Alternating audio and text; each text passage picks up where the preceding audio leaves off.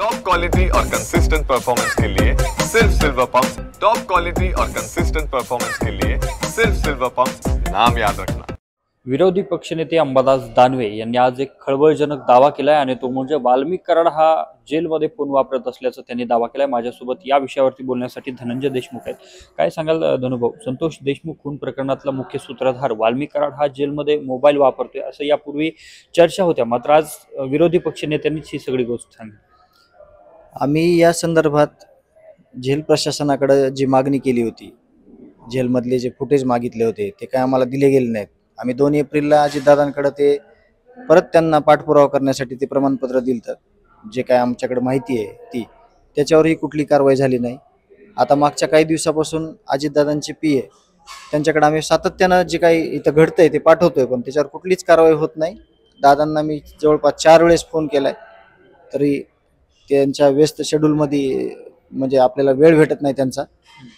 आणि राहिला विषय फोनचा, तर फोन आहेच वापरायला, तिथं कन्फर्म आहे। तिथं ज्याने कुणी ज्याच्या कुणावर जे काही केस आता म्हणजे गुन्हा नोंद झालेला आहे ज्या व्यक्तीवर, तर त्या फोनची सगळे कॉल डिटेल्स काढून तो फोन वापरत कोण होतं आणि तो फोन कुणी वापरला आणि त्याचा कसा दुरुपयोग झाला याची जेल प्रशासनाने सखोल चौकशी केली पाहिजे। त्याच्यात असं निष्पन्न होईल, जे आज दानवे दादा बोलले त्या अनुषंगानं या फोनचा सगळा पर्दाफाश पुढे येईल असं मला नक्कीच वाटतंय आणि ते तसंच असायला पाहिजे। तुम्ही वारंवार निवेदनं दिली होती प्रशासनाला, अजित पवारांना, उपमुख्यमंत्र्यांना, त्यावरती काहीच ऍक्शन झाली नाही का? एकही ऍक्शन झाली नाही। घेतलं ते आणि त्यांच्याकडे ठेवलं, त्यांनी कुठलीही कारवाई केली नाही। आज देखील आम्ही अजितदादांच्या पीएनकडे जे काय जिल्ह्यामध्ये चाललंय, जे काय पदाधिकारी हे हेरिंगसाठी येतात, मी विक्रम काळे साहेबांना बोललोय त्या दिवशीच, पण या संदर्भात कुठलीच ऍक्शन होत नाही। याच्यामध्ये काय अडकलंय नेमकं, दादा का निर्णय घेत नाहीत किंवा का दादा वेळ देत नाहीत किंवा का ऍक्शन मोडवर येत नाहीत दादा, हे मला कळत नाही। परंतु आपण विनम्रपणे मागतोय, आपल्याकडे दुसरा देखील मार्ग आहे, त्या मार्गाने तरी 100% आपल्याला जे काय पाहिजे ते मिळणार आहे। परंतु आपण अजून वाट बघणार आहोत की ते काही यावर ऍक्शन घेतात का।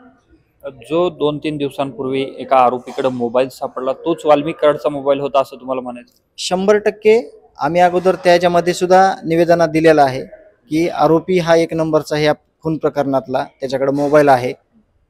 आणि एक एक गोष्ट आम्ही सांगितलेली कधी ना कधी उघड पडते, परंतु प्रशासनाला आणि या राज्यकर्त्यांना किंवा ज्यांना कोणाला आम्ही निवेदन दिलंय त्यांना हे उघड आल्यावर नंतर कळतं, परंतु ते आम्हाला गांभीर्याने घेत नाहीत। आज देखील बऱ्याचशा गोष्टी त्यांनी गांभीर्याने घेणं गरजेचं आहे।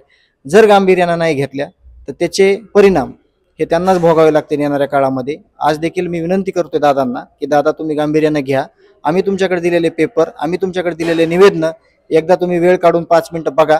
आमच्याकडे सगळ्या पुराव्यासकट आम्ही तुम्हाला दिलेला आहे की जे पदाधिकारी आहेत ते कशा प्रकारे आरोपीचे बॅनर लावतात, कशा प्रकारे आरोपीचं समर्थन करतात, कशा प्रकारे कोर्टात तारीख असल्यावर उपस्थित राहतात, पक्षाच्या सिम्बॉल असलेल्या गाड्या कोर्टात येतात। हे एकदा बघा दादा, आमच्यावर विश्वास ठेवू नका। तुम्ही कोर्टाचे सीसीटीव्ही फुटेज बघा किंवा आम्ही पाठवलेले व्हिडिओ, आम्ही पाठवलेले फोटो, बॅनर हे बघा आणि मग निर्णय घ्या, आमची तुम्हाला विनंती आहे।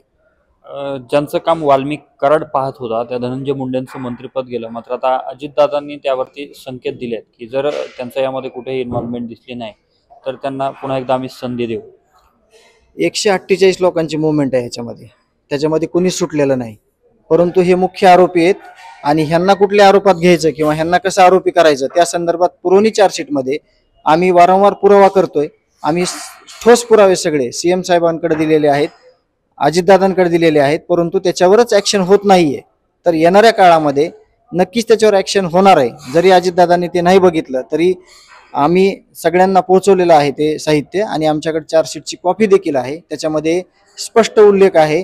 त्याच्यामध्ये 40+ कॉल, हे कोणी जे लोक आहेत ज्यांना ह्यांचा विचार चाललाय काहीतरी करायचा, त्या लोकांचे CDR मध्ये फोन कॉल्स वगैरे आलेले आहेत।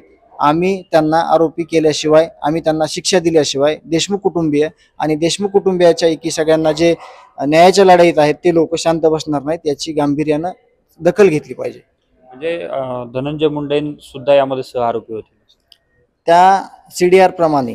मी आज तुम्हाला CDR माझ्याकडे आहेत, परंतु आम्ही बऱ्याचशा गोष्टी असतात कोर्टाच्या, कुटुंबाच्या, की त्या वकील साहेब आहेत, काही न्यायप्रविष्ट प्रकरण झाले, एक न्यायालयीन समितीचं कामकाज देखील आता मागच्या आठवड्यापासून चालू झालंय.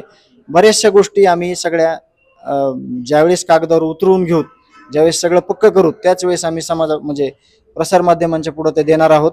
परंतु हे नक्कीच आहे की CDR मध्ये खूप जे कोणी आपल्याला वाटतं की जे आरोपी नाही येतात ते आरोपी आहेत आणि ते आरोपी झाल्याशिवाय आम्ही शांत बसणार नाही.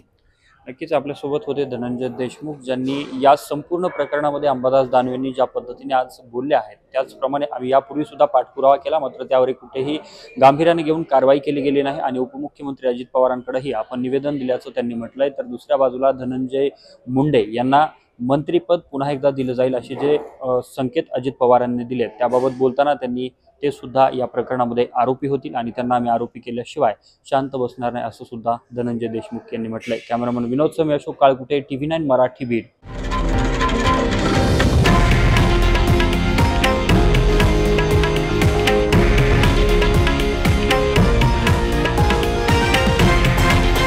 हे आहे देशातील नंबर 1 न्यूज नेटवर्क आणि आपण पाहत आहात TV9 मराठी, एकमेव.